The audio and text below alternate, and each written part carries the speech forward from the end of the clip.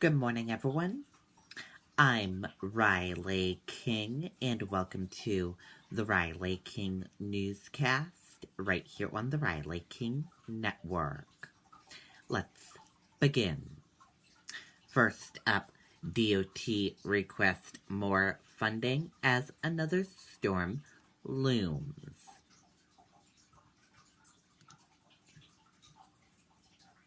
Let's take a listen to the video from WMUR News 9, Siobhan Lopez.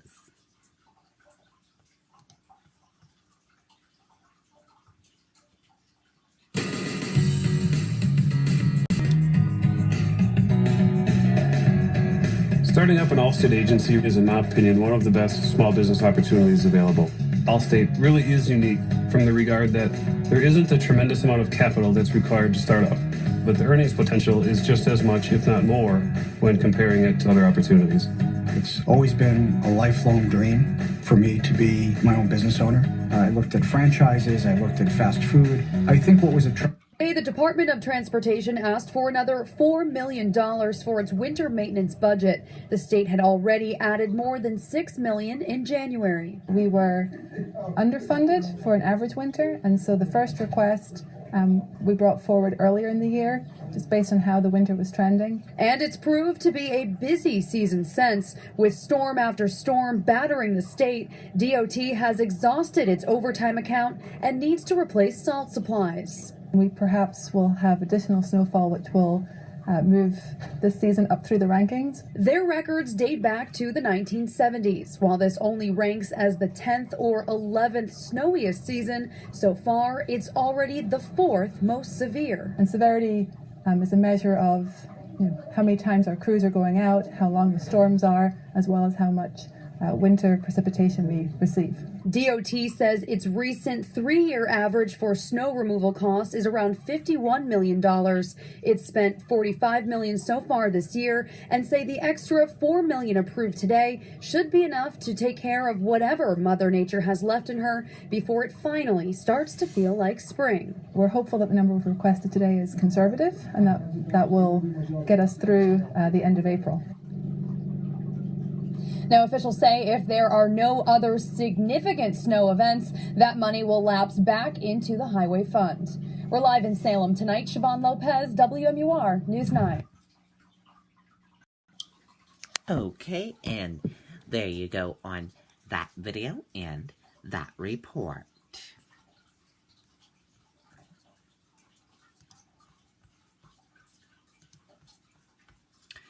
Suspect in custody after stabbing at Bunker Hill Community College.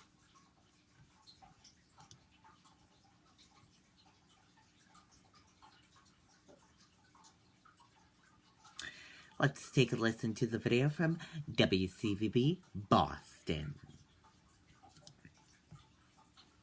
Limited time, lease one new Samsung Galaxy S9 or S9 Plus and get one S9 on us. You'll get it on the Sprint network, ranked #1 for LTE download delivered speeds. Plus, get the best price for unlimited, now with Hulu. Visit your local Sprint store and switch today.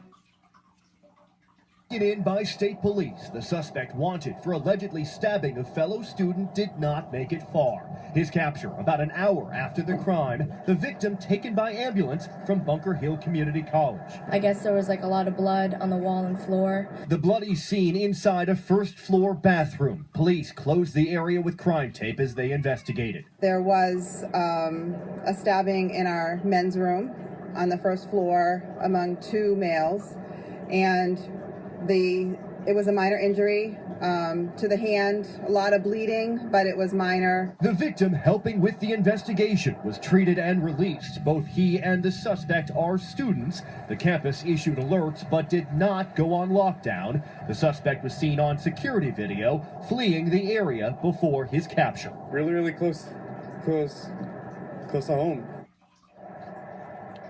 The crime scene inside is being cleaned and likely to reopen soon. Okay, and there you go on that video and that report.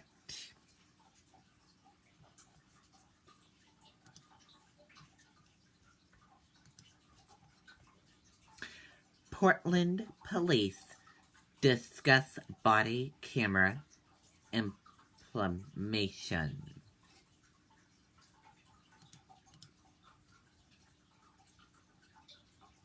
Let's take a listen to the video from WMTW News 8, Aaron Dixon.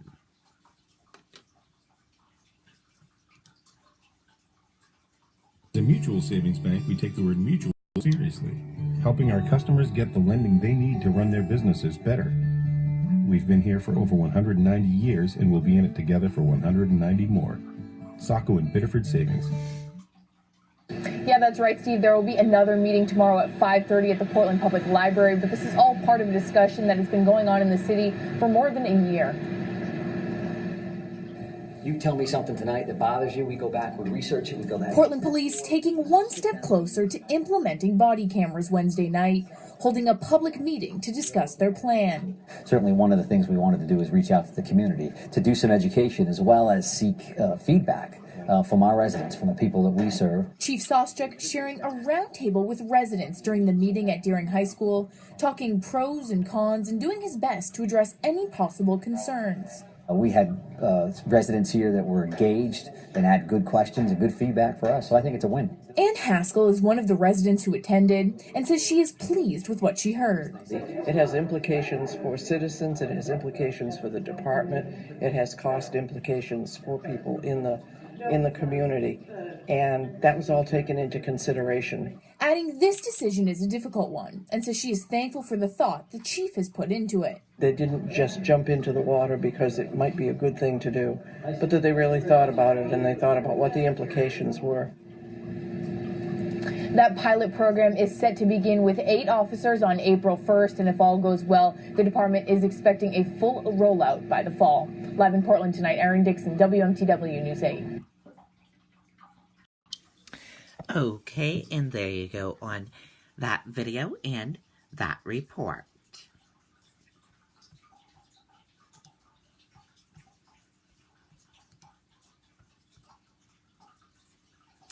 A Trump trade war with China could hit these industries hardest.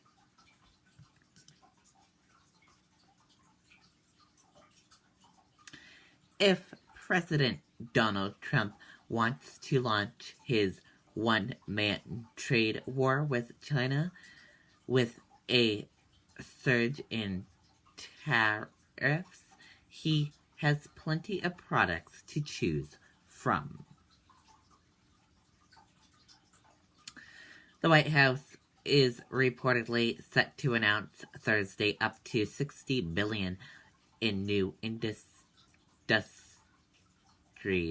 on China's good, possibly singling out technology, telecommunication, and intellectual property products to start.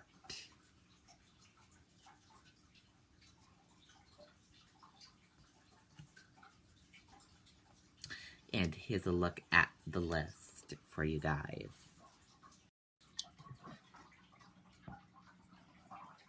As you can see.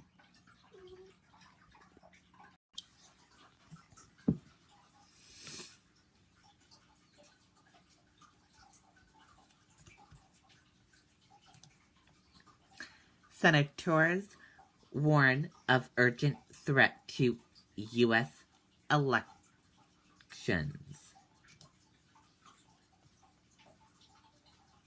Let's take a listen to the video from ABC News. Could Michaela DePrince use the Chase mobile app to pay anyone at any bank, all while performing the grandest grand jeté? She could, but in real life she pays her sister for that sweater she stained. Chase, make more of what's yours. Meantime, there was something else today from the leaders of America's top intelligence agencies. Today, sounding the alarm, going so far as to say the U.S.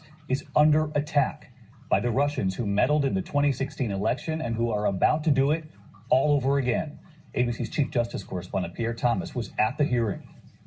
Tonight, this dire message. Frankly, the United States is under attack. President Trump's 6 top intelligence officials warning the Russians are already targeting the upcoming 2018 midterm elections. We need to inform the American public that this is real, that this is going to be happen, and the resilience needed for us to stand up and say we're not going to allow some Russian to tell us how to vote. Have you seen Russian activity in the lead up to the 2018 election cycle? Yes, we have seen Russian activity and intentions to have an impact on the next election cycle here. ABC News has learned that the Russians plan not only to use social media to sow discord through fake news, but are probing state election systems to see if they can be infiltrated. We reported in the September before the 2016 election that 21 states were targeted by Russian hackers.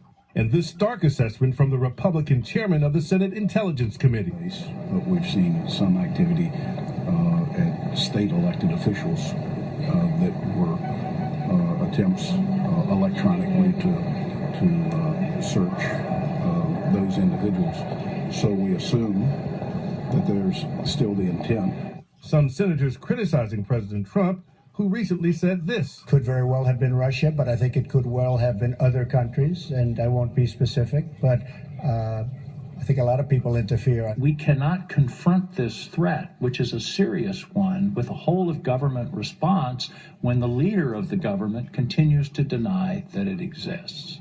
It's remarkable that you've got all the leaders of the intelligence community, yet you still don't have the President of the United States acknowledging the level of this threat. You want to hear more from him? We've all been waiting a long time. All right, so let's get to Pierre Thomas with us live tonight as well. And Pierre, there were pointed questions today about exactly who is in charge of this effort to combat Russian interference. Is any one agency overseeing this, protecting the U.S.? David, all the agencies say they are doing their part, but tonight it appears no single intelligence or law enforcement agency is in charge of responding to the Russian cyber threat. David? Pierre Thomas, our thanks to you. Okay, and there you go on that video and that report. And that did it for the Riley King Newscast right here on the Riley King Network. I hope you all have a great rest of your Thursday, and I'll see you back here later on today for another newscast. Goodbye, everyone.